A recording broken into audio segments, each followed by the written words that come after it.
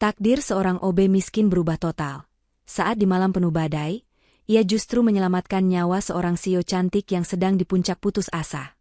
Bukan dengan harta atau kekuatan, tapi dengan sebuah nasihat tulus yang datang dari hati. Kisah mereka membuktikan bahwa cinta sejati tidak pernah memandang status, dan mampu meruntuhkan dinding kemustahilan tertinggi sekalipun. Selamat datang di kanal Ken Arok Productions.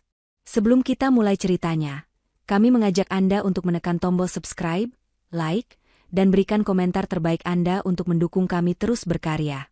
Bagi yang sudah subscribe, kami doakan dari hati yang tulus. Semoga hidup Anda, keluarga Anda, selalu dilimpahi rezeki yang berkah, kesehatan yang paripurna, dijauhkan dari segala mara bahaya, dan selalu menemukan kebahagiaan di setiap langkah. Amin ya robbal alamin. Coba tulis di kolom komentar, kalian sedang menonton cerita ini dari daerah mana saja? Insya Allah, doa baik kita semua ini didengar dan dikabulkan oleh Tuhan Yang Maha Kuasa. Dan inilah kisahnya. Jakarta tidak pernah benar-benar tidur. Terutama di jantungnya, di kawasan bisnis Sudirman, di mana gedung-gedung pencakar langit seolah berlomba menyentuh awan. Di antara menara-menara kaca itu, berdirilah Wijaya Tower, sebuah monumen kemewahan dan kekuasaan, markas besar dari Wijaya Group yang legendaris. Disinilah Amar, seorang pemuda lugu dari kampung, mengadu nasibnya. Amar bukanlah seorang direktur dengan setelan mahal. Dia bukan manajer yang sibuk mengejar target. Dia adalah seorang petugas kebersihan, seorang OB, yang seragam sederhananya seringkali tak terlihat oleh mata-mata sibuk yang berlalu lalang di lobi utama. Saat para eksekutif muda selesai dengan hari mereka, bergegas mengejar senja untuk kembali ke apartemen mewah, tugas Amar justru baru dimulai. Ketika lantai 50 gedung itu mulai senyap, Amar memulai ritual malamnya. Lantai marmer yang tadi diinjak oleh sepatu-sepatu kulit berharga jutaan rupiah, kini harus kembali berkilau di bawah dorongan kain pelnya. Ruang rapat besar yang tadi panas oleh perdebatan bisnis, kini harus rapi kembali, meja kayunya harus mengkilap tanpa bekas sidik jari. Amar membersihkan semuanya dalam diam, ditemani suara mesin pembersih dan denting jam dinding. Amar adalah pemuda yang tulus, jujur, sabar, dan pekerja keras. 3 sifat yang ia bawa erat dari kampung halamannya. Setiap tetes keringatnya di ibu kota, ia persembahkan untuk satu nama, ibunya. Wanita yang selalu ia kabari setiap malam melalui pesan singkat, hanya untuk memastikan ibunya tahu ia baik-baik saja. Setelah jam kerjanya usai, jauh sebelum matahari Jakarta kembali menyengat, Amar akan meninggalkan kemegahan Wijaya Tower. Dia akan menyusuri jalanan, lalu masuk ke ganggang sempit di kawasan Manggarai. Kamar kosnya, sebuah ruangan 3x3 meter, adalah dunianya. Sangat kontras dengan ruang lobi Wijaya Tower yang bisa menampung 100 orang. Tapi disinilah istananya. Di sini dia bisa merebahkan punggungnya yang lelah, menatap langit-langit, dan berdoa. Dia tidak pernah tahu bahwa rutinitas yang ia jalani dengan penuh kesabaran itu akan segera dijungkir balikan oleh takdir. Takdir yang akan mempertemukannya dengan sang pemilik menara tempat ia bekerja. Sementara Amar berjibaku dengan lantai lobi yang dingin, puluhan lantai di atasnya, di ruang kerja paling mewah di puncak Wijaya Tower, lampu masih menyala terang. Di sanalah Arista Wijaya, sang presiden direktur, berada. Arista adalah potret kesempurnaan. Wajahnya cantik, penampilannya selalu elegan, dan otaknya brilian. Di usianya yang bahkan belum menyentuh 30 tahun, ia telah memegang kendali salah satu konglomerasi terbesar di negeri ini. Dia mewarisi tahta itu setelah ayahnya wafat mendadak. Di dunia bisnis yang keras, Arista dijuluki Sri Kandi Baja. Julukan itu bukan sanjungan main-main. Itu adalah reputasi yang ia bangun dengan keringat dan air mata. Sejak hari pertama mengambil alih perusahaan, ia harus berhadapan dengan dewan direksi yang meremehkannya, pesaing yang ingin menghancurkannya, dan keraguan dari ribuan karyawannya. Arista membuktikan mereka semua salah. Dia tegas, dingin, dan keputusannya selalu tajam. Tapi malam itu, sang Sri Kandi Baja sedang rapuh. Dinding kaca kantornya yang megah, yang biasa memamerkan pemandangan kota Jakarta sebagai simbol kekuasaannya, malam itu terasa seperti dinding penjara. Arista memijat pelipisnya, lelah. Di depannya, Layar komputer menunjukkan angka-angka yang memusingkan dan laporan-laporan yang suram. Penyebab kelelahannya bukan hanya pekerjaan. Ada satu nama yang terus menggerogoti pikirannya, Hendra. Hendra adalah pamannya sendiri, adik dari almarhum ayahnya. Seorang pria ambisius yang merasa jauh lebih berhak atas kursi CEO daripada keponakannya sendiri. Hendra adalah duri dalam daging, musuh dalam selimut. Rapat umum pemegang saham, atau RUPS, tinggal menghitung minggu. Ini adalah momen krusial yang akan menentukan nasib kepemimpinan Arista. Dan Hendra, dengan sangat licik, mulai bermain kotor. Dia menyebar desas-desus, menjegal kesepakatan bisnis penting, dan mencoba memengaruhi pemegang saham lain untuk melengsarkan Arista. Arista memutar kursinya, menatap hamparan lampu kota yang tak pernah mati. Dia memiliki segalanya, kekayaan, kuasa, dan kehormatan. Tapi di puncak kemewahan itu, Arista merasa begitu sendirian. Tidak ada satu orang pun yang bisa ia percaya sepenuhnya. Tekanan itu menghimpitnya, membuatnya nyaris tidak bisa bernapas. Langit Jakarta yang biasanya hanya berhias kabut polusi, malam itu berubah menjadi hitam pekat. Guntur menggelegar, bersahutan dengan kilat yang menyambar-nyambar, seolah angkasa sedang meluapkan amarahnya. Lalu hujan pun turun. Bukan sekadar gerimis romantis yang sering dinyanyikan dalam lagu. Ini adalah badai. Angin kencang menderu, menghantam jendela-jendela kaca Wijaya Tower, menciptakan siulan panjang yang menakutkan. Jakarta seolah sedang dikepung. Di lantai 50, di dalam istana kacanya, Arista merasakan badai itu di dalam hatinya. Suara hujan yang menghantam jendela kantornya terdengar, seperti ribuan pukulan telak yang mengejeknya. Malam itu, rapat Dewan pra-RUPS baru saja berakhir. Dan itu adalah sebuah bencana. Pamannya, Hendra, telah memainkan perannya dengan sempurna. Dengan data yang diputarбalikan dan aliansi licik, Hendra berhasil membuat Arista tampak lemah, tidak kompeten, dan emosional di depan para pemegang saham kunci. Arista merasa dikhianati dari segala arah. Asisten kepercayaannya memberi laporan yang salah. Direktur keuangannya tiba-tiba berpihak pada Hendra. Dia kalah telak. Harga dirinya sebagai Sri Kandi Baja hancur lebur. Sementara itu, puluhan lantai di bawah, Amar justru sedang berjuang melawan badai yang sesungguhnya. Genangan air kecil mulai terbentuk di dekat pintu putar lobi utama. Bersama beberapa petugas keamanan, Amar sibuk memasang tanda peringatan lantai licin dan mengeringkan air agar tidak ada yang celaka. Setelah memastikan lobi terkendali, Amar memulai tugas terakhirnya, patroli penutupan. Dia harus memeriksa dan mengunci semua pintu akses vital. Lift membawanya dari lantai ke lantai, memeriksa pintu darurat, memeriksa ruang panel. Semuanya aman. Hingga akhirnya, dia tiba di lantai teratas. Lantai 49. Tepat di bawah taman atap pribadi milik CEO. Ada satu pintu besi yang menghubungkan koridor layanan dengan tangga menuju taman itu. Pintu itu seharusnya selalu terkunci rapat setelah jam 6 sore. Itu adalah aturan mutlak. Tapi malam itu, saat Amar memeriksa gagang pintunya, jantungnya terasa berhenti sejenak. Pintu itu tidak terkunci. Sebuah firasat buruk menjalari punggungnya.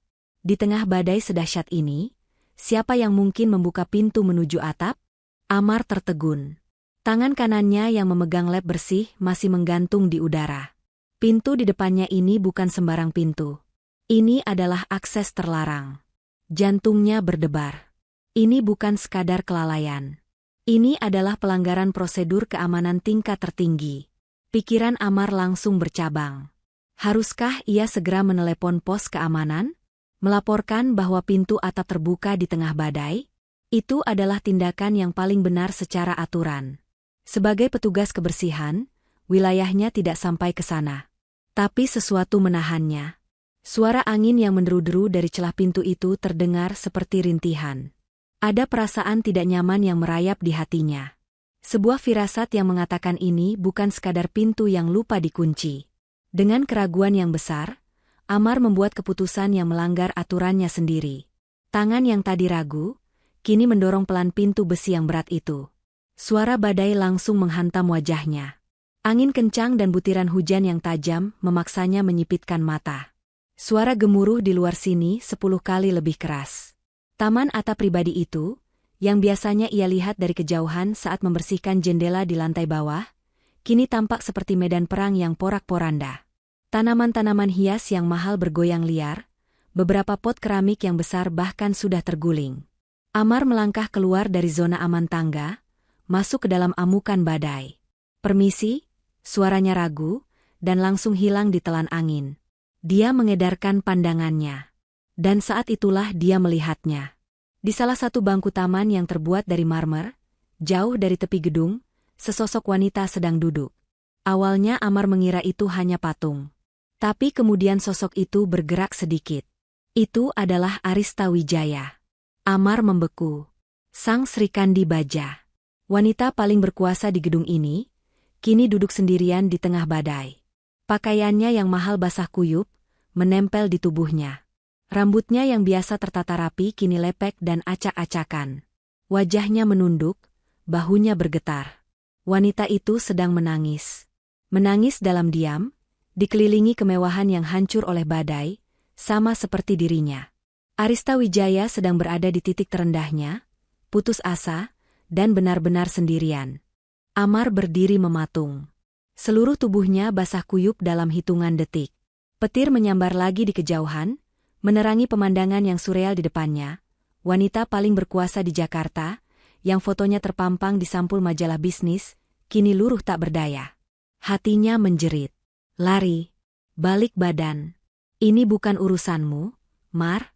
Setiap naluri bertahan hidup dalam dirinya menyuruhnya pergi. Ini adalah privasi absolut sang pemilik perusahaan.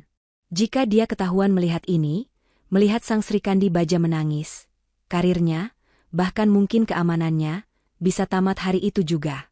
Dia bisa dipecat tanpa pesangon, dituduh yang tidak-tidak. Tapi kemudian, Arista terbatuk. Sebuah batu kecil yang rapuh, yang nyaris tenggelam oleh suara badai. Dan di sanalah, rasa takut Amar dikalahkan oleh rasa kemanusiaan. Dia tidak lagi melihat seorang presiden direktur. Dia melihat seorang wanita yang kedinginan, hancur, dan sendirian di tengah badai. Sama seperti dirinya dulu saat pertama kali datang ke Jakarta tanpa siapa-siapa. Maka, Amar melangkah.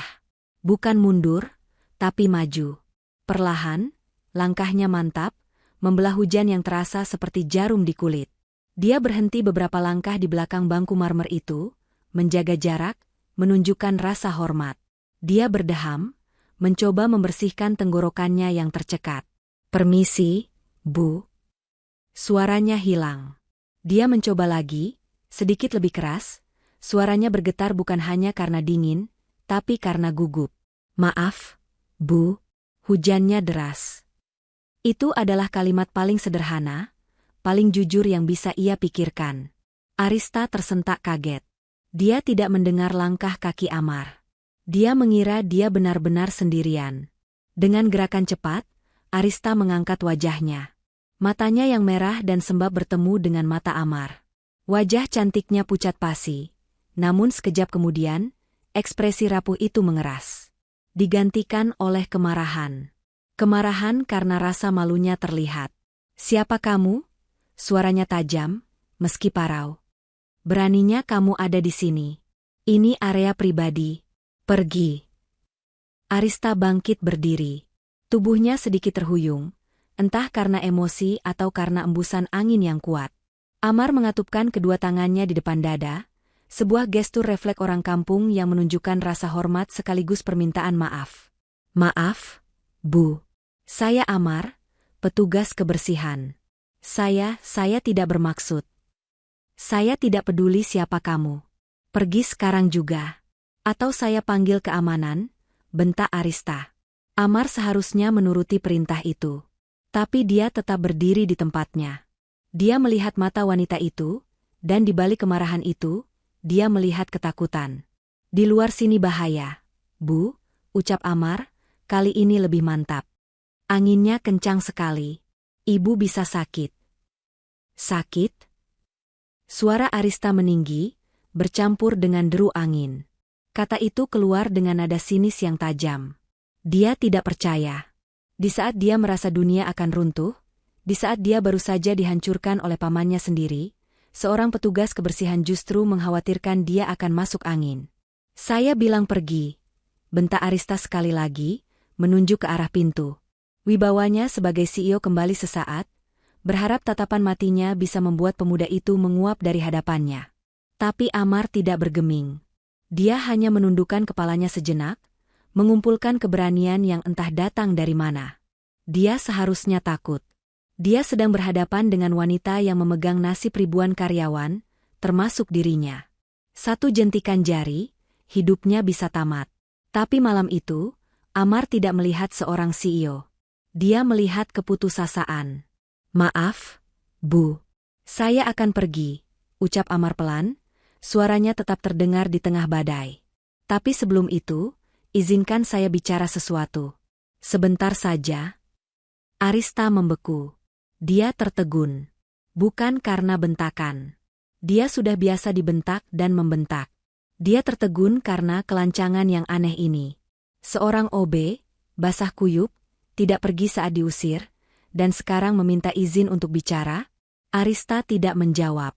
Dia terlalu syok untuk memberi izin, tapi juga terlalu penasaran untuk kembali membentak. Keheningan itu Amar anggap sebagai, "Ya." Amar menatap ke arah langit yang bergejolak, lalu kembali menatap Arista. "Ibu saya di kampung selalu bilang." Amar memulai, suaranya tulus, tanpa dibuat-buat. "Jangan pernah takut sama badai, Mar. Sekeras apapun guntur, sekuat apapun anginnya, badai itu pasti akan berlalu. Selalu." Arista masih menatapnya, bingung arah pembicaraan ini. Amar melanjutkan, "Dan ibu tahu apa yang istimewa? Kata ibu saya, justru setelah badai yang paling besar, pelangi yang keluar nanti akan jadi yang paling indah." Metafora itu begitu sederhana. Begitu klise. Sesuatu yang mungkin Arista baca di kartu ucapan murahan. Tapi cara Amar mengatakannya, dengan tatapan mata yang jujur, seolah itu adalah kebenaran paling hakiki di alam semesta, membuat kata-kata itu menembus pertahanan Arista. "Mungkin." Amar memberanikan diri menatap mata Arista. "Mungkin badai yang ibu hadapi sekarang ini rasanya berat sekali. Saya tidak tahu masalah ibu. Tapi saya lihat di mata ibu, ibu sedang kedinginan. Ibu jangan menyerah." Satu kalimat itu menghujam Arista. "Orang jahat di luar sana," lanjut Amar, "mereka baru menang, kalau orang baik seperti ibu memilih untuk berhenti berjuang." Arista menahan napas. Orang baik. Kapan terakhir kali seseorang memanggilnya orang baik? Bukan brilian, bukan tajam, bukan Sri Kandi Baja. Tapi baik. "Maaf saya lancang, Bu." Amar mengakhiri kalimatnya. "Silakan ibu masuk. Jangan lama-lama di sini." Setelah berkata demikian, Amar tidak menunggu jawaban. Dia membungkukkan badan sedikit, berbalik, dan berjalan kembali menuju pintu tangga. Dia lenyap ke dalam kegelapan koridor, meninggalkan Arista yang masih mematung di tengah badai. Tapi kini, dia tidak lagi sendirian. Kata-kata Amar menggema di telinganya, bersaing dengan suara guntur. "Orang jahat menang, kalau orang baik berhenti berjuang." Amar telah lenyap di balik pintu besi, kembali ke dunianya di lantai bawah. Tapi Arista masih berdiri kaku di tempatnya.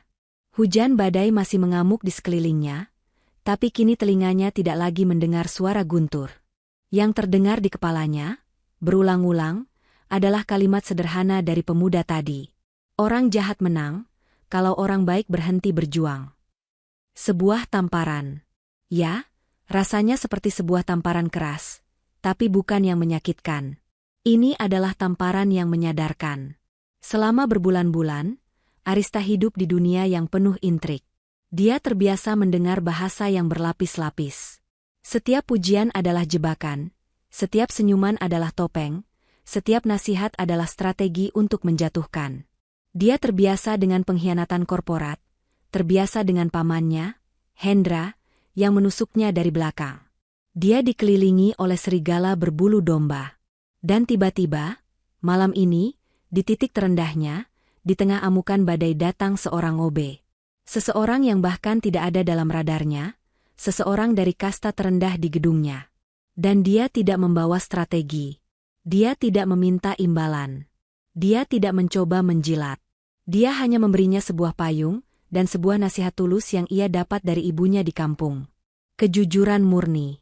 Itulah yang dirasakan Arista. Sebuah kejujuran yang begitu polos, begitu murni, hingga terasa asing di dunianya. Pemuda itu, Amar, tidak punya kepentingan apapun padanya. Dia hanya melihat seorang wanita yang kedinginan dan putus asa, dan dia peduli. Arista meremas tangannya yang terkepal. Kata-kata Amar tentang pelangi setelah badai. Sederhana, tapi malam itu, kata-kata itu terasa begitu dalam. Dia telah salah. Selama ini dia melawan Hendra dengan cara Hendra. Dia menjadi dingin, dia menjadi keras, dia menjadi Sri Kandi Baja, untuk membuktikan dia bisa bermain di permainan mereka. Tapi malam ini, dia sadar. Dia tidak harus menjadi seperti mereka. Dia hanya perlu menjadi orang baik yang tidak berhenti berjuang. Sesuatu di dalam dirinya bergeser. Rasa putus asa yang tadi mencekiknya perlahan menguap, digantikan oleh sesuatu yang lain. Bukan kemarahan yang membabi buta, tapi sebuah tekad yang hangat dan kokoh. Kekuatan baru telah lahir. Arista menarik napas dalam-dalam, menghirup udara malam yang basah. Dia membiarkan hujan membersihkan sisa-sisa air matanya. Perlahan, dengan langkah yang tidak lagi gontai, dia berbalik. Dia berjalan meninggalkan taman atap yang porak-poranda itu. Pakaiannya masih basah kuyup, tubuhnya menggigil kedinginan. Tapi matanya tidak lagi kosong. Api telah kembali menyala di sorot mata Arista Wijaya. Keesokan paginya, Jakarta terbangun dengan sisa-sisa badai semalam. Langit tampak lebih bersih, dan matahari pagi bersinar seolah tidak pernah terjadi apa-apa. Di Wijaya Tower, aktivitas bisnis kembali menggeliat. Para karyawan bergegas masuk lobi, bertukar cerita tentang atap rumah yang bocor atau pohon tumbang di komplek mereka. Namun, di lantai 50, suasananya berbeda. Pukul 8 pagi, tepat. Arista Wijaya melangkah keluar dari lift pribadinya. Sekretarisnya dan beberapa manajer yang menunggunya di lobi lantai eksekutif nyaris terkesiap. Penampilan Arista, seperti biasa, sempurna. Setelan kerjanya rapi, rambutnya tertata, dan riasannya tanpa celah. Tapi ada yang berbeda. Bukan pakaiannya. Bukan riasannya. Itu adalah matanya. Jika kemarin mata itu dipenuhi awan gelap keputusasaan, hari ini mata itu bersinar dengan ketenangan yang tajam. Sri Kandi Baja telah kembali, namun bukan dengan aura dingin yang biasa ia pancarkan. Pagi ini, ia memancarkan aura tekad. Selamat pagi, sapanya, suaranya jernih dan mantap, membuat semua yang hadir serentak menjawab. Arista berjalan ke meja sekretarisnya, tidak langsung masuk ke ruangannya. Rina, panggilnya. Sang sekretaris langsung siaga. Jadwal saya hari ini, rapat dengan tim legal jam 9, lalu, Arista mengangkat tangannya, menghentikan ucapan Rina. Batalkan semua jadwal saya sebelum makan siang. Rina terkejut. Tapi Bu, rapat legal ini sangat penting. Yang lebih penting, potong Arista, tolong panggilkan seseorang untuk saya. Namanya Amar. Dia dari divisi kebersihan. Dunia Rina seolah berhenti berputar sejenak. Maaf, Bu, Amar siapa? Amar. Petugas kebersihan. Saya mau dia datang ke ruangan saya sekarang. Kabar itu menyebar lebih cepat dari kilat badai semalam. Dari meja sekretaris, ke ruang para manajer, lalu turun ke lantai-lantai bawah melalui bisikan-bisikan. Amar, CEO B itu, dipanggil menghadap CEO. Sementara itu, di lantai dasar, Amar sedang membersihkan sisa genangan air di dekat pos satpam. Dia tidak bisa tidur semalaman. Bukan karena badai, tapi karena rasa cemas. Dia yakin 100%, hari ini adalah hari terakhirnya bekerja. Dia sudah bertindak lancang. Dia sudah melihat sesuatu yang tidak seharusnya ia lihat. Amar. Sebuah bentakan dari supervisornya membuat bahunya terlonjak. Wajah atasannya itu pucat pasi, penuh keringat dingin. Kamu buat masalah apa, Mar? Desas sang supervisor. Jantung Amar mencelos. Inilah akhirnya. Kenapa, Pak? Barusan saya dapat telepon dari kantor pusat. Dari lantai 50. Bu Arista panggil kamu. Sekarang juga. Amar lemas. Dia meletakkan kain pelnya dengan tangan gemetar. Habislah sudah. Ibunya di kampung, bagaimana nasibnya? Perjalanannya menuju lift eksekutif terasa seperti perjalanan menuju tiang gantungan. Setiap mata memandangnya. Karyawan lain berbisik-bisik, para satpam menatapnya dengan penuh tanda tanya. Di depan pintu kayu raksasa ruangan CEO, Rina menatapnya dari atas ke bawah dengan tatapan merendahkan, namun penuh rasa penasaran. Masuk. Ibu sudah menunggu. Dengan langkah berat, Amar mendorong pintu itu dan masuk. Arista berdiri di depan jendela kaca, menatap Jakarta yang cerah. Amar, panggilnya tanpa berbalik. Iya, Bu. Maaf, Bu. Saya minta maaf soal semalam, Bu. Saya tidak bermaksud. Arista berbalik. Wajahnya tenang. Semalam kamu bilang, orang jahat menang kalau orang baik berhenti berjuang. Amar terdiam. Mulai hari ini, lanjut Arista, suaranya tegas dan tidak terbantahkan. Kamu tidak lagi bekerja di divisi kebersihan. Kamu pindah ke lantai ini. Amar mengerjap, tidak mengerti. Maksud ibu. Mulai hari ini, kamu adalah asisten pribadi saya. Mulut Amar ternganga. Tapi Bu saya cuma OB. Saya tidak bisa, Bu. Saya tidak mengerti apa-apa. Arista berjalan mendekat. Dia berhenti tepat di depan Amar. Saya sudah punya banyak orang pintar di sekeliling saya. Amar, saya tidak butuh lagi. Yang saya butuhkan, yang tidak saya miliki, adalah orang yang jujur. Arista menatap mata Amar dalam-dalam. Dan semalam, di tengah badai, kamu tidak mengambil kesempatan. Kamu tidak meminta uang. Kamu hanya memberi saya nasihat. Saya butuh orang seperti itu di samping saya. Kamu mau bantu saya berjuang. Gedung Wijaya Tower resmi geger hari itu juga. Berita itu meledak dan menyebar ke setiap sudut Wijaya Tower, lebih cepat dari badai semalam. Amar, COB, menjadi asisten pribadi presiden direktur. Kabar ini bukan lagi sekadar gosip di pantry. Ini adalah bahan tertawaan di ruang rapat manajer. Ini adalah kegilaan. Ini adalah sebuah skandal di lantai 50. Dunia Amar benar-benar jungkir balik. Hanya dalam hitungan jam, seragam OB-nya yang berwarna biru pudar, yang nyaman dan ia kenal baik lekuknya, harus ia tanggalkan. Sebagai gantinya, Departemen Umum memberinya 2 setel kemeja putih kaku dan celana bahan berwarna gelap. Rasanya seperti mengenakan baju zirah yang salah ukuran, mencekik lehernya dan membatasi geraknya. Alat kerjanya pun berganti total. Sapu ijuk dan pengki yang begitu ia pahami cara kerjanya, kini digantikan oleh sebuah benda pipi bercahaya yang terasa asing dan dingin di tangannya, sebuah tablet. Meja kerjanya bukan lagi di pos kebersihan lantai dasar, di sebelah gudang bahan pembersih yang berbau wangi karbol. Meja barunya kini diletakkan persis di luar pintu kayu raksasa ruangan Arista. Sebuah lokasi strategis, yang ironisnya, membuatnya terasa seperti ikan di dalam akuarium, ditonton oleh setiap orang yang lewat. Dan mereka semua menonton. Para manajer yang dulu melewatinya tanpa pernah melihat wajahnya, kini menatapnya dengan sorot mata yang tajam. Ada yang menatap dengan rasa kasihan, ada yang menatap dengan cemoohan yang jelas. Mereka akan berhenti di meja Rina, sekretaris eksekutif, pura-pura bertanya sesuatu, namun mata mereka jelas-jelas menguliti Amar dari atas ke bawah. Hendra, sang paman, adalah yang paling vokal. Dalam sebuah rapat pagi, dia tidak menahan diri. Arista, keponakanku, katanya dengan nada meremehkan yang dibuat-buat. Kita ini mengelola bisnis triliunan. Bukan membuka yayasan amal. Mengangkat anak itu, hanya menunjukkan betapa labilnya keputusanmu. Amar mendengar semua bisikan itu. Dia merasakan semua tatapan itu.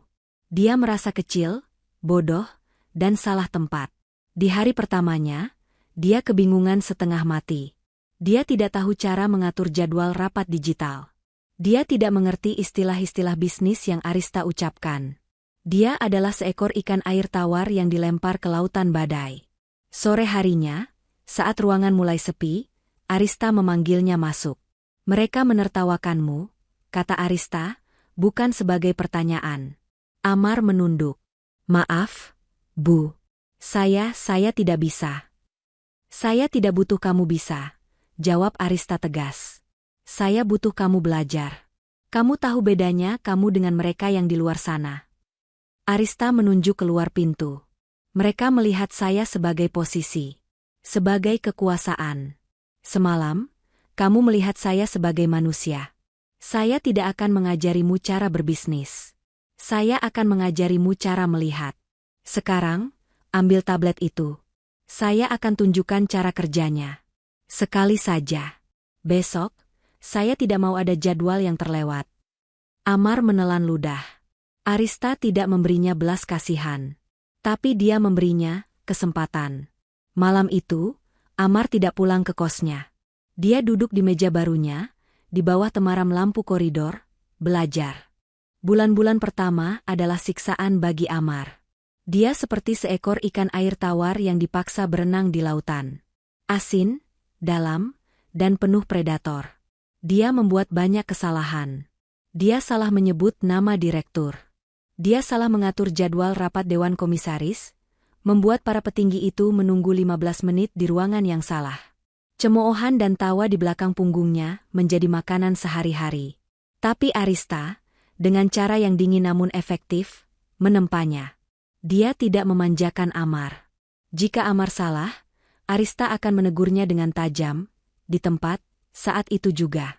Tapi di malam hari, saat kantor sepi, Arista akan menyuruh Amar duduk dan menjelaskan padanya, tentang alur rapat, tentang politik kantor, tentang siapa yang harus diawasi. Amar belajar. Dia belajar cara berjalan tanpa suara di koridor eksekutif. Dia belajar cara membuat rangkuman rapat. Dia belajar mengenali nada bicara Arista. Kapan wanita itu sedang marah, kapan dia lelah, dan kapan dia sedang waspada. Namun, kemampuan terbesar Amar bukanlah sesuatu yang Arista ajarkan. Kemampuan terbesarnya adalah sesuatu yang ia bawa dari kehidupan lamanya. Meskipun kini dia berkemeja rapi dan duduk di lantai 50, Amar tidak pernah lupa dari mana dia berasal. Dia masih Amar yang sama di mata teman-teman lamanya. Saat jam istirahat, dia menolak makan di ruang makan eksekutif yang mewah dan sunyi. Dia lebih memilih turun ke lantai dasar, ke kantin karyawan yang riuh, duduk di meja panjang yang sama dengan para petugas kebersihan, satpam, dan staf catering. Disinilah letak kekuatannya. Di lantai eksekutif, semua orang memakai topeng. Tapi di kantin lantai dasar, semua cerita tumpah apa adanya. Mar, gila ya itu manajer keuangan yang baru, pelitnya minta ampun. Mar, tolong sampaikan ke Ibu Arista dong, AC di lantai 12 itu mati terus. Amar mendengarkan. Dia menjadi tempat sampah dari keluh kesah yang jujur. Hingga suatu siang, Dadang, sahabat OB-nya, duduk di sampingnya sambil membawa semangkuk bakso. Mar, bisik Dadang, aku mau lapor, tapi takut salah. Nanti aku dipecat. Lapor apa, Dang? Tanya Amar, sambil menyeruput es tehnya. Itu, Mar. Si Santi. Asisten pribadinya Pak Hendra. Amar langsung menaruh perhatian penuh. Kenapa dia? Aneh aja, Mar. Udah 3 malam ini, dia lembur terus. Tapi pas tim cleaning malam mau masuk bersihin ruangannya, dia marah-marah. Katanya jangan diganggu. Padahal dia di dalam sendirian, jelas Dadang. Dan yang paling aneh, aku lihat dia pakai mesin penghancur kertas. Banyak banget, Mar. Sampai 2 kantong plastik besar. Kayak lagi bersih-bersih bukti. Jantung Amar berdebar. Satu lagi, tambah Dadang. Kemarin temanku yang satpam di lobi barang, lihat si Santi keluar lewat pintu basement 4. Bukan pintu lobi utama. Dia dijemput mobil hitam yang kita gak kenal. Aneh, kan? Amar terdiam. Informasi ini bukan sekadar gosip kantin. Ini adalah potongan teka-teki. Malam itu, Amar tidak langsung pulang. Dia menunggu Arista selesai dengan rapat terakhirnya. Bu, katanya pelan, saat hanya ada mereka berdua di ruangan itu. Saya tidak tahu apakah ini penting. Tapi teman saya. Amar menceritakan semua yang Dadang katakan. Detail, tanpa ditambah, tanpa dikurangi. Arista mendengarkan tanpa memotong. Ekspresinya mengeras. Santi, menghancurkan dokumen di malam hari, desis Arista pada dirinya sendiri. Dia kemudian menatap Amar. Informasi ini sangat berharga, Amar. Jauh lebih berharga dari laporan keuangan manapun yang ada di meja saya hari ini. Kamu, teruslah buka telingamu di bawah. Saat itu, Arista sadar. Dia tidak salah pilih. Amar bukan hanya asisten. Dia adalah mata dan telinganya. Kehadiran Amar di sisi Arista, yang awalnya dianggap sebagai lelucon, kini mulai berubah menjadi ancaman serius di mata Hendra. Pria licik itu bukanlah orang bodoh. Dia mulai merasakan perlawanan. Beberapa manuver kecilnya di Departemen Keuangan tiba-tiba gagal. Usahanya untuk menaikkan harga dari pemasok tertentu yang ia miliki, tiba-tiba ditolak mentah-mentah oleh Arista dengan data perbandingan yang akurat. Arista, yang biasanya selalu sibuk memadamkan api, kini seolah bisa menebak dari mana api akan muncul. Hendra tahu, ini bukan intuisi bisnis keponakannya yang tiba-tiba tajam. Ini adalah informasi. Dan dia tahu dari mana informasi itu berasal. Bocah ingusan itu. Si OB yang kini duduk di luar pintu ruangan CEO. Hendra menyadari kesalahannya. Dia telah meremehkan si tikus selokan. Dia mengira Amar hanyalah hiasan, simbol pemberontakan konyol Arista. Dia salah. Amar adalah mata-matanya. Mata-mata yang melihat dari bawah, dari tempat yang tidak pernah Hendra lihat. Umpan balik dari para karyawan kecil telah menjadi senjata baru Arista. Amar bukan lagi lelucon. Dia adalah musuh. Dan Hendra memutuskan, musuh ini harus dihancurkan. Tapi memecatnya begitu saja tidak akan cukup. Itu hanya akan membuat Arista marah. Tidak. Amar harus hancur lebur. Dia harus dipermalukan sedemikian rupa sehingga Arista, sang pelindungnya, ikut tercoreng namanya. Arista harus terlihat bodoh, naif, dan tidak kompeten karena telah mempercayai seorang pengkhianat. Rencana licik pun disusun. Hendra tahu kebiasaan Amar. Dia tahu jam berapa Amar turun ke kantin lantai dasar. Dia tahu Amar masih gagap teknologi, dan kadang lupa mengunci komputernya saat terburu-buru. Dia memanggil Santi, asistennya yang setia. Tugasnya sederhana. Saat jam makan siang, saat Amar sedang di kantin, selipkan sebuah data ke komputernya. Maka, jebakan pun dipasang. Saat Amar sedang tertawa di kantin, mendengarkan keluhan Dadang tentang keran bocor di lantai 3, Santi beraksi. Dengan sebuah kandar kilat kecil, dia menyalin beberapa berkas ke dalam komputer Amar. Bukan berkas biasa. Itu adalah draft proposal ultra rahasia mengenai rencana ekspansi perusahaan ke luar negeri. Dokumen yang hanya diketahui oleh Dewan Inti. Tapi bukan hanya itu. Santi juga membuat beberapa draft surel palsu di komputer Amar, seolah-olah Amar sedang bersiap mengirimkan data rahasia itu ke alamat surel pribadi milik pimpinan perusahaan pesaing utama mereka. Sore harinya, saat kantor sedang sibuk-sibuknya, Hendra memberi kode. Seorang manajer dari Departemen Keamanan Teknologi Informasi, orang yang berada di bawah kendali Hendra, datang ke lantai 50. Dia tidak datang sendirian. Dia membawa 2 petugas keamanan internal. Mereka berhenti, tepat di meja Amar. "Permisi, Pak Amar," kata manajer itu dengan suara keras, sengaja menarik perhatian seluruh lantai. "Anda harus ikut kami. Ada pelanggaran keamanan serius dari komputer Anda." Amar membeku. Musik riang dari kantin tadi seolah lenyap seketika. "Pelanggaran apa, Pak?" "Jangan banyak tanya. Silakan ikut." Mereka bahkan tidak membiarkan Amar mematikan komputernya. Seluruh lantai eksekutif terdiam. Para manajer keluar dari ruangannya. Rina, sekretaris Arista, menutup mulutnya pura-pura kaget. Mereka menggiring Amar. OB yang jadi asisten pribadi itu, kini digiring oleh keamanan seperti seorang pesakitan. Itu adalah sebuah parade kehancuran. Dan Hendra menyaksikannya dari kejauhan, dengan senyum tipis penuh kemenangan. Pintu ruangan Arista masih tertutup. Dia sedang berada dalam telekonferensi penting dengan investor asing dan tidak mendengar keributan di luar. Tapi begitu dia mengakhiri panggilannya, Rina, sekretarisnya, langsung masuk dengan wajah yang dibuat sepucat mungkin. Bu Arista gawat. Bu, ucap Rina, suaranya gemetar pura-pura. Ada apa, Rina? Saya ada rapat lagi 15 menit. Amar? Bu, Amar, dibawa oleh keamanan internal. Katanya dia membocorkan rahasia perusahaan. Wajah Arista yang tenang langsung mengeras. Dia bangkit dari kursinya.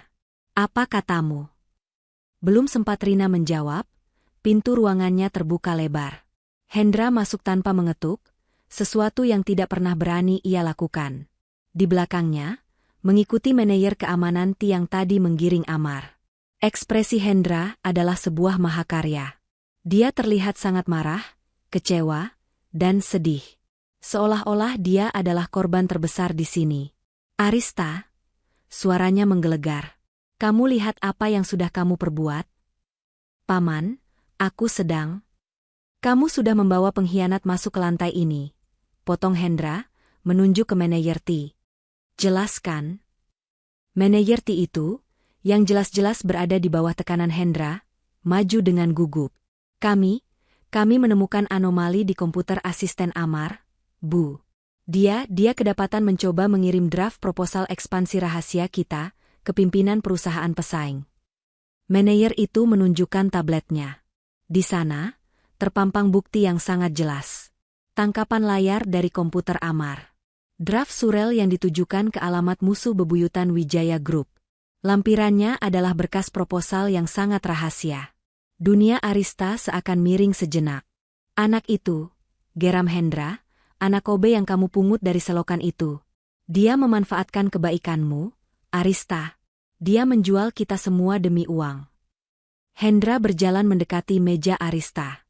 Saya sudah bilang dari awal, tapi kamu tidak mau dengar. Kamu terlalu naif. Terlalu emosional. Kamu menempatkan seluruh perusahaan ini dalam bahaya hanya karena perasaan sentimentalmu. Setiap kata, naif, dan emosional, sengaja ia tekankan. Kata-kata yang sama yang ia gunakan untuk menjatuhkannya di rapat dewan. Sekarang, lanjut Hendra, atas nama dewan, saya menuntut kamu memecat dia, saat ini juga. Dan kita akan menuntutnya ke jalur hukum. Kita harus memenjarakan dia. Arista terdiam. Dia menatap bukti di tablet itu. Semuanya terlihat asli. Semuanya damning. Hendra tersenyum dalam hati. Inilah akhirnya. Arista akan hancur. Dia akan terlihat sebagai pemimpin bodoh yang dikhianati oleh OB kesayangannya. Arista mengangkat kepalanya. Matanya menatap Hendra, lalu manajer Ti, lalu Rina. Ada jeda hening yang menegangkan. Kemudian, dia berbicara. Suaranya dingin, tenang, dan menusuk. Paman, katanya. Terima kasih atas perhatiannya. Tapi Paman lupa satu hal. Apa? Tanya Hendra, kaget dengan ketenangannya. Paman lupa, siapa presiden direktur di perusahaan ini. Arista berjalan memutari mejanya, berdiri tegak di depan Hendra. Orang yang menolak uang saya saat dia tidak punya apa-apa, tidak mungkin menjual saya untuk uang saat dia sudah memiliki pekerjaan yang lebih baik. Dia menatap mata pamannya dalam-dalam. Saya yang akan mengurus ini. Saya yang akan bicara dengan Amar. Kalian semua, keluar dari ruangan saya. Sekarang. Hendra terperangah. Dia tidak menyangka Arista akan melawannya. Tapi sorot mata Arista, itu bukan lagi sorot mata Srikandi Baja. Itu adalah sorot mata singa betina yang sarangnya diganggu. Arista, kamu. Keluar. Satu kata itu diucapkan dengan otoritas yang tak terbantahkan. Hendra, dengan wajah merah padam karena marah, terpaksa berbalik dan keluar dari ruangan, diikuti oleh yang lain. Pintu tertutup. Arista sendirian. Tangannya gemetar. Dia menopang dirinya di meja. Dia percaya pada Amar. Tapi bukti itu begitu kuat. Ruangan Arista terasa hampa dan dingin setelah Hendra dan rombongannya pergi. Di luar, keheningan lantai 50 terasa memekakan. Semua orang tahu apa yang terjadi, dan mereka semua menunggu. Menunggu sang Srikandi Baja memenggal kepala sang OB. Arista duduk di kursinya, membiarkan dirinya gemetar selama 3 detik. Tangannya mengepal erat. Dia percaya pada karakternya. Tapi bukti digital itu begitu sempurna, begitu rapi. Dia menekan tombol intercom di mejanya. Suaranya kembali dingin dan stabil. Rina, suruh petugas keamanan membawa Amar ke ruangan saya. Sekarang. Baik, Bu. Perlu saya? Tidak, potong Arista. Hanya Amar. Suruh petugas keamanan menunggu di luar. Beberapa menit terasa seperti selamanya. Pintu terbuka. Dua petugas keamanan berseragam mendorong Amar masuk dengan pelan, lalu mereka mundur dan menutup pintu, meninggalkan Amar sendirian di tengah ruangan raksasa itu, menghadap sang CEO. Amar tidak lagi terlihat seperti seorang asisten pribadi. Kemejanya sedikit kusut, wajahnya pucat pasi, dan matanya merah. Dia tampak seperti anak hilang yang ketakutan. Dia tidak menunggu Arista bicara. Dia langsung jatuh bersimpuh, meletakkan kedua tangannya di depan. Bu, Ibu demi Allah, Bu. Saya tidak tahu apa-apa soal itu, Bu. Saya dijebak. Saya tidak mungkin mengkhianati Ibu. Sumpah, Bu. Air matanya mulai mengalir. Dia tidak peduli lagi soal harga diri. Dia hanya takut. Arista menatapnya, diam. Dia tidak menyuruhnya berdiri. Berdiri, Amar, katanya, suaranya tanpa emosi. Amar bangkit dengan gemetar. Arista mengambil tablet yang tadi disodorkan manajer T. Dia tidak melemparnya. Dia meletakkannya dengan pelan di meja, di depan Amar. Jelaskan ini. Bukan, kamu pengkhianat. Bukan, beraninya kamu. Tapi, jelaskan ini. Amar menatap bukti di layar itu. Draft surel yang belum pernah ia tulis. Alamat surel yang tidak ia kenali. Lampiran berkas yang judulnya saja baru ia baca. Dia menggelengkan kepalanya dengan panik. Saya tidak tahu, Bu. Saya tidak pernah buka berkas ini. Saya tidak tahu cara, saya bahkan tidak tahu kalau berkas ini ada. Ibu harus percaya saya. Kapan terakhir kali kamu meninggalkan komputermu tanpa dikunci? Tanya Arista, tajam, memotong kepanikan Amar. Pertanyaan itu membuat Amar terdiam. Saya selalu kunci, Bu. Ibu yang ajarkan. Selalu saya kunci kalau mau ke kamar kecil atau... Amar berhenti. Matanya melebar ngeri saat sebuah ingatan muncul. Ya Tuhan, tadi siang. Jam makan siang. Saya turun ke kantin. Saya buru-buru karena Dadang sudah menunggu. Saya rasa saya lupa menguncinya, Bu.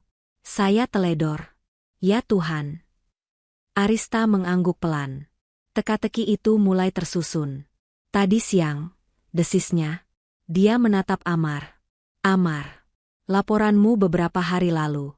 Tentang asisten Hendra, Santi. Yang kamu bilang menghancurkan dokumen di malam hari. Iya, Bu. Kata Dadang begitu.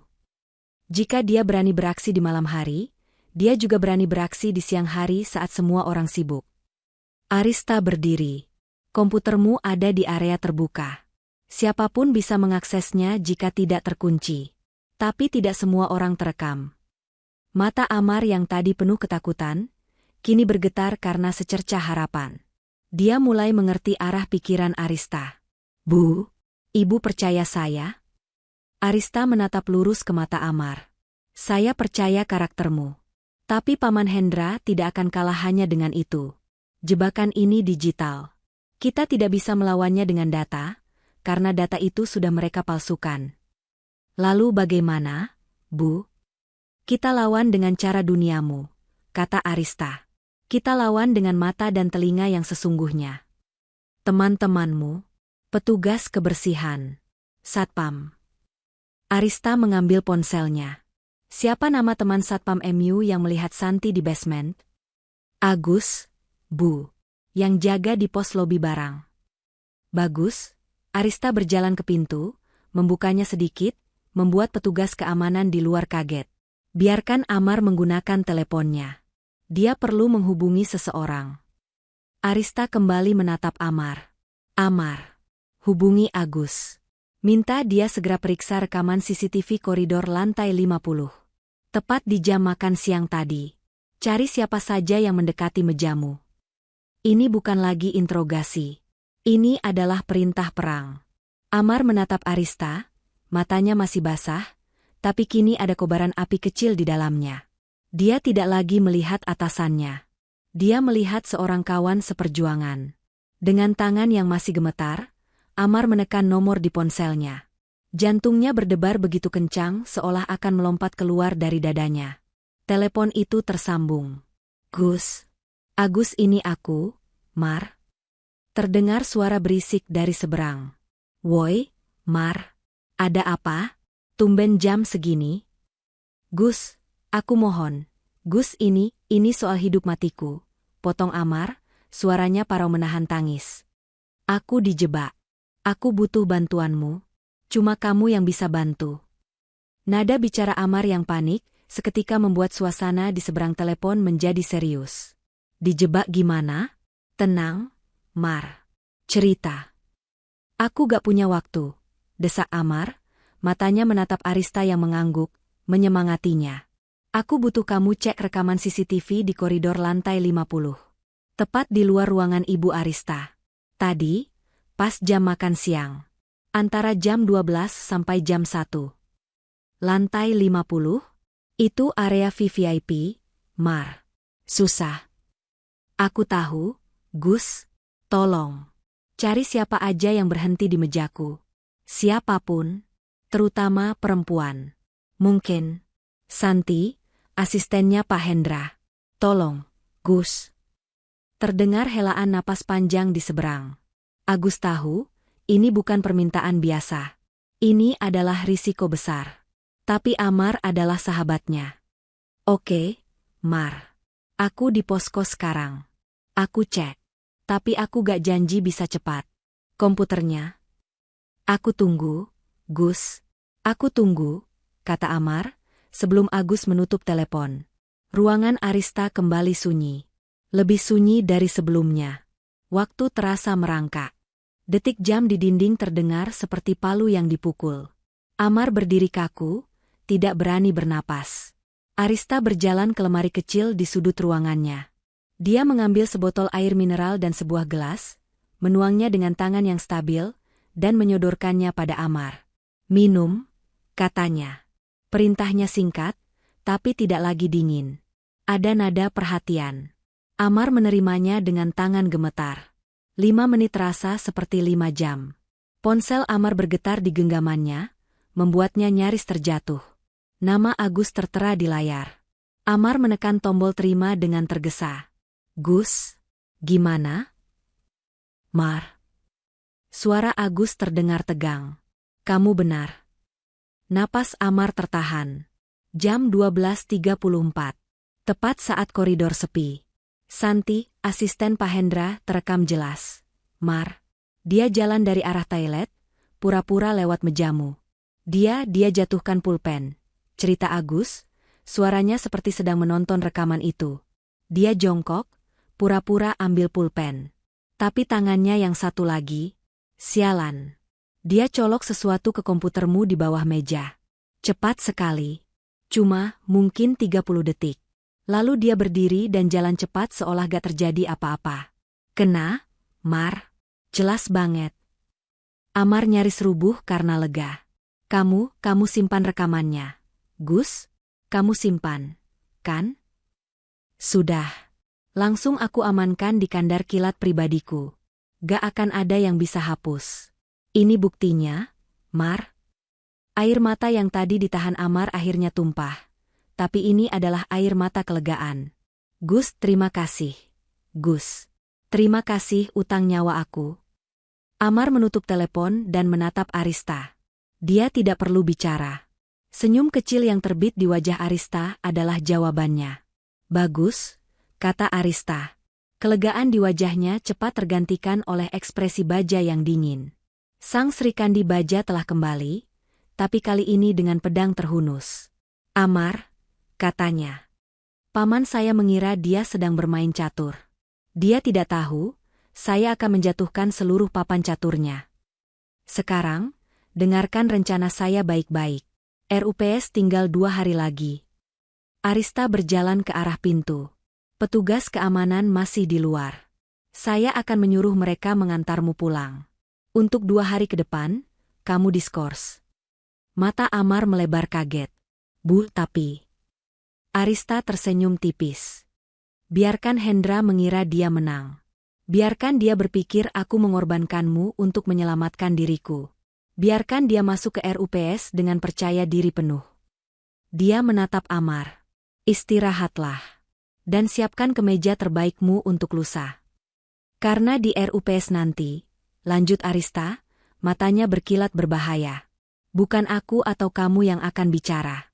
Kita biarkan rekaman video itu yang bercerita. 2 hari kemudian, ruang rapat umum pemegang saham Wijaya Tower penuh sesak. Udara di dalamnya terasa berat dan tegang. Para pemegang saham, direksi, dan jurnalis bisnis ternama telah berkumpul. Ini adalah hari penghakiman. Hendra duduk di barisan depan, di sebelah kursi dewan yang kosong.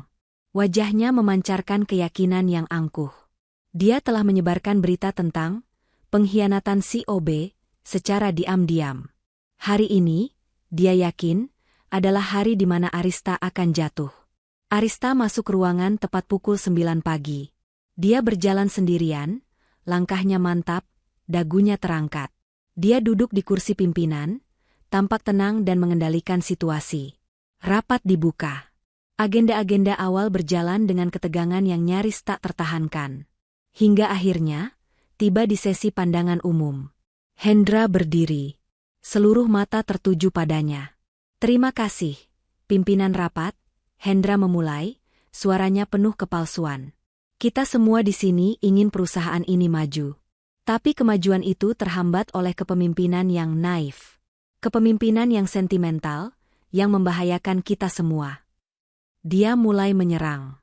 Contoh terbaru. Presiden direktur kita yang terhormat, telah mengangkat seorang OB menjadi asisten pribadinya. Kita semua menganggapnya lelucon. Tapi ternyata, ini bukan lelucon. Ini adalah bencana. Hendra melemparkan setumpuk kertas ke meja, yang berisi bukti kejahatan Amar. Anak itu telah terbukti mencoba menjual rahasia perusahaan kita ke pesaing. Saya, atas nama Dewan, telah memaksa Ibu Arista untuk menskorsnya. Tapi itu tidak cukup. Napas tertahan di ruangan itu. Saya secara resmi, Hendra meninggikan suaranya, mengajukan mosi tidak percaya terhadap kepemimpinan Arista Wijaya. Ruangan bergemuruh. Inilah puncaknya. Arista tetap duduk dengan tenang. Dia menunggu gemuruh itu reda. Lalu, dia berdiri. Terima kasih, Paman Hendra. Suaranya jernih, membelah ketegangan. Paman benar. Hendra terkejut. Ruangan terdiam. Paman benar, lanjut Arista. Ada seorang pengkhianat di perusahaan ini. Dia menatap lurus ke mata pamannya. Paman menuduh saya mempercayai seorang OB. Paman salah. Kesalahan saya adalah terlalu lama membiarkan pengkhianat yang sesungguhnya duduk di jajaran dewan. Apa maksudmu? Bentak Hendra. Arista tidak menjawabnya. Dia memberi isyarat kepada operator di belakang. Tolong putar videonya. Layar raksasa di belakang panggung, yang tadi menampilkan grafik keuangan, kini berubah menjadi hitam, lalu menampilkan rekaman CCTV koridor lantai 50. Ruangan itu menyaksikan dalam keheningan yang total. Mereka melihat Santi, asisten Hendra. Mereka melihatnya pura-pura menjatuhkan pulpen. Mereka melihat tangannya yang cekatan memasukkan kandar kilat ke komputer Amar yang tidak terkunci. Hendra pucat pasi. Ini fitnah. Rekayasa. Rekayasa? Tanya Arista, suaranya dingin. Kalau begitu, Paman mungkin bisa menjelaskan rekaman kedua. Layar kembali berganti. Kali ini, rekaman dari pos keamanan basement 4. Menampilkan Santi, yang di malam lain, menyerahkan sebuah koper dokumen kepada seorang pria yang keluar dari mobil hitam.